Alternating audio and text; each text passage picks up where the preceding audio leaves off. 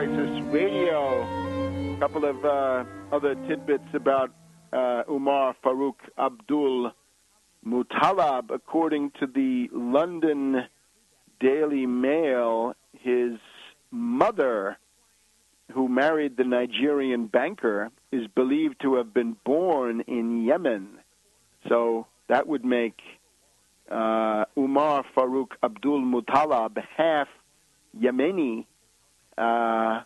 An interesting point. You see how these people are chosen for their appointed tasks. Again, the ethnic, religious, and other political characteristics of the patsy are then used to demonize the group which is targeted. So you have to have somebody with some connections to Yemen. Now, maybe some more context. Why this and why now? First of all, the cliques in lower Manhattan, the finance oligarchs, and the corresponding cliques in the city of London, the senior side of the service, they're all viewing their capital structures, their derivatives, monstrosities, this pyramid of fake, fictitious debt, which they've pyramided up into the ionosphere and indeed into interplanetary and interstellar space. All of this is quaking. When the Anglo-American financier elite see a situation like this, they go collectively bonkers. They lash out. They look for solutions which may be more or less apocalyptic. In that sense, they're like the Venetian oligarchs back in 1509 in the War of the League of Cambrai, that when Venice was defeated, the world was coming to an end. And therefore, there is a kind of apocalyptic or Götterdämmerung, better pagan mentality spreading in London and in Wall Street. So they need to do something quite radical. And you can see the Houthi rebels, Shiites backed by Iran, fighting the Yemeni central government, Sunni majority backed by Saudi Arabia and nominally by the U.S. You convince the Yemeni government that it's a good thing for al-Qaeda to come in there as a fifth column, that they'll do for those Shiites, and to some extent they will, but then they'll also be available for all sorts of other things, and as time goes on, they may turn their coats.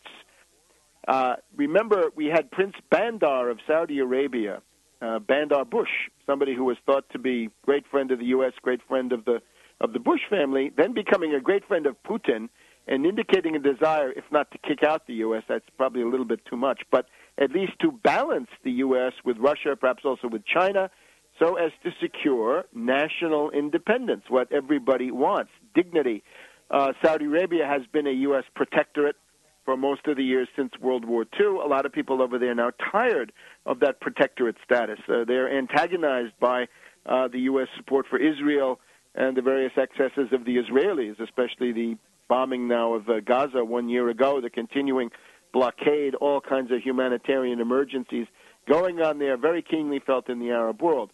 Now, on the Iranian side of the ledger, you can see that the CIA color revolution, the people power coup of the Green faction, the CIA faction, the death to Russia, death to China faction around Mousavi, Rafsanjani, Khatami, and the so-called reformers, who are actually the mullahs. They're not the reformers at all.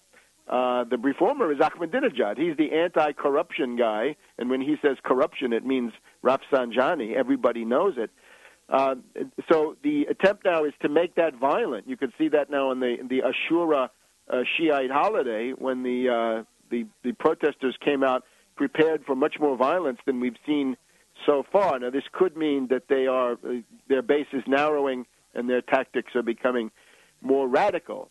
You've also got this interesting case of a border conflict between Iraq and Iran about an oil well, which has apparently let the tempers flare up, and especially it's going to be the Sunni side of Iraq that is more upset about what the Shiite Persian Iranians do.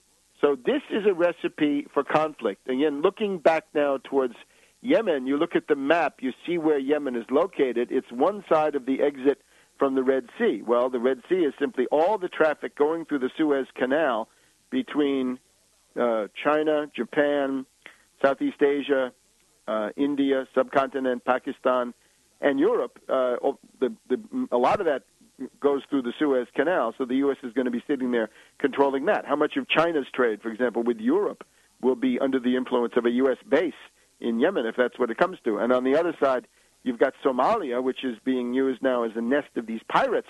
Go back and look at how the British used the Barbary pirates in the early 1800s to essentially attack all shipping except the British, and to drive up the maritime insurance rates. This is all part of an anti-Chinese, anti-economic development strategy. So it looks like the level of hysteria, the bunkers factor in Lower Manhattan and the City of London is rising. Now, you might ask, why don't those financiers decide to take on China in a peace race? Go for economic development, go for rapid rates of technological modernization, capital investment, and so forth. Look at what the Chinese are doing. They just opened this 1,000-plus kilometer rail link between Canton and Wuhan, Guangzhou, Wuhan, as I recall, with a speed approaching 400 kilometers an hour, the fastest bullet train in the world. Now, this is still steel rail on steel wheel on steel rail. It's not even a maglev, but it's very fast. It's up there 340, 350 Ks per hour. The U.S. has derivatives. You want some derivatives?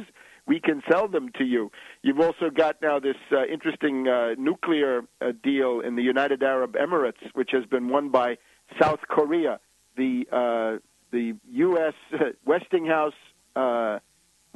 Japanese, General Electric Japanese, and the French Areva Framatome were defeated by the South Koreans. So look at these other countries forging ahead in the critical areas of technology upon which the modern world will increasingly depend. The U.S. falling behind in stagnation. It's a little bit like Britain from 1900 to 1914 looking at Germany and saying, how can we match this?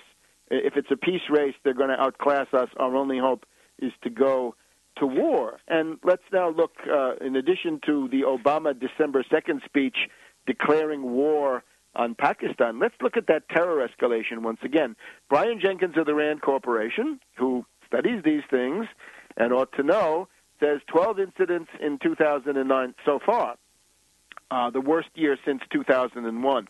There has been a definite increase in the rhythm of false flag operations.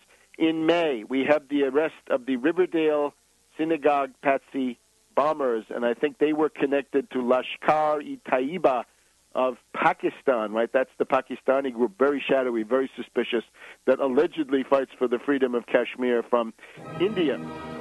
During the summer, we had the Zadi case, right, with all those searches going on in Queens and Flushing and in Denver and so forth. The Major Hassan case in November. We'll come back to this timeline in just a minute here on World Crisis Radio.